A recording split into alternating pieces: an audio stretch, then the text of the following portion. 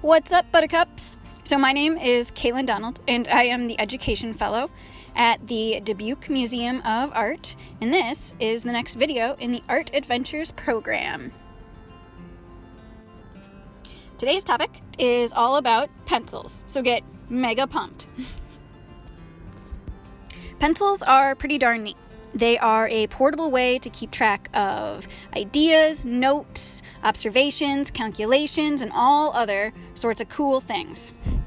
The pencil is like the invention of the wheel for the artist, and you've probably never even given it a second thought. So now let's talk about the beautiful background of pencils. Graphite is a thing found in the middle of your pencil. It's what you write with. And it was first discovered in Europe around the early 1400s. At first, everyone thought it was just a weird form of lead, hence the term pencil lead. But not actually lead. It was a form of crystallized carbon. Thus, it was called graphite, from the Greek word graphene, meaning to write. And once it was bonded with other materials, it could be molded into a pretty neat writing tool.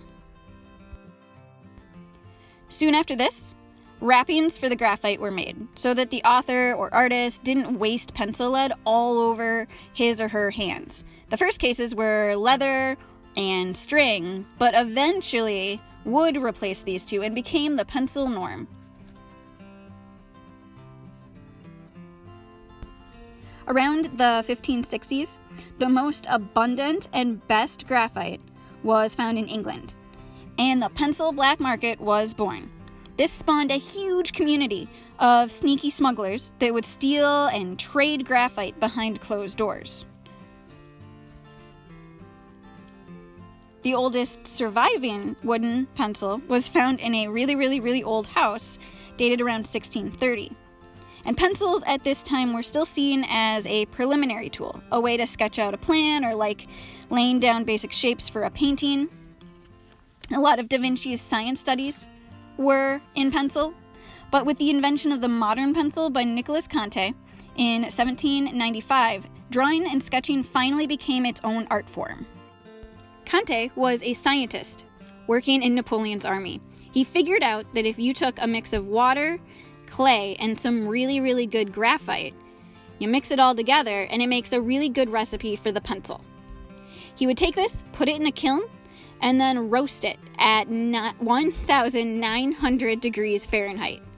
Makes a pencil that's not too hard, not too soft. He would put it in wood, and that was that. The first pencil factory was created in 1832 in Cumberland, England. Because right? We just learned that England had some of the best deposits of graphite, but unfortunately for the English smugglers and the factories, a better quality graphite was found in China. So factories that used Chinese graphite wanted to let their customers know, so they began to paint the wood yellow, a color that was seen as both royal and respectful.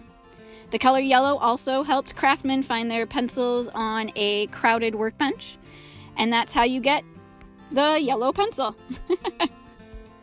So now it's time for a quick how-to. So when you draw, the marks you make can create a crazy amount of different effects. It can make your drawing calmer or more chaotic. It can make your drawing cartoonish or real. The four major ones, the four most common ones, are blending, crosshatch, stippling, and erasing. So we'll go over those four.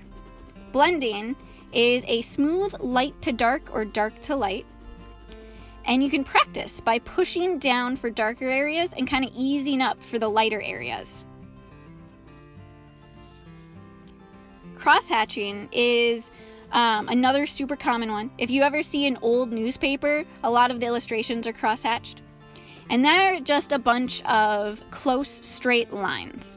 The more lines you draw, the darker the object. The less lines you draw, the lighter the object. And they don't have to be straight. So if you look at the ball, I've kind of curved them around a little bit so they can follow the shape of the object too.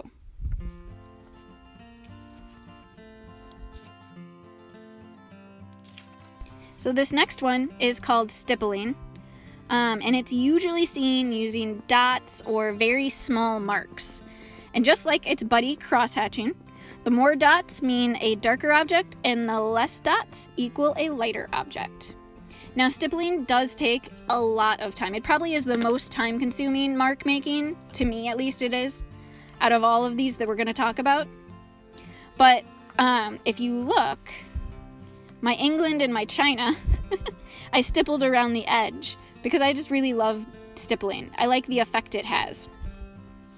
The next one that we are going to talk about is erasing as a technique. Now, this is not necessarily a mark making, but it gives a cool effect. So for erasing, what you're going to do is you're going to cover the background. And it sometimes helps to put your finger on, kind of like I'm doing here, and laying that pencil lead flat on the paper. You'll get a deeper mark, or you'll get a deeper background, I'm sorry. And then you just take your eraser and you start marking it up. I like erasing because it makes a very, very soft kind of object, even more than blending. So if you look at the ball, you can see it's a much softer way of dealing with shadows and highlights. All right, friends, have fun drawing. If you have a hard time figuring out what to draw, try writing down a bunch of random words and then just pick 2 of them out of the jar and make a drawing using those things. I'm going to head on a walk because it's really, really nice outside. But I would love to see anything that you guys make, as always. And let me know if you guys have any ideas for videos, or if you guys want to learn about a specific thing, if you want to do a specific project, any feedback you have. So just let me know in the comments. I'd really be interested in hearing what you guys have to say. Anyway, I will see you guys next time. So peace out.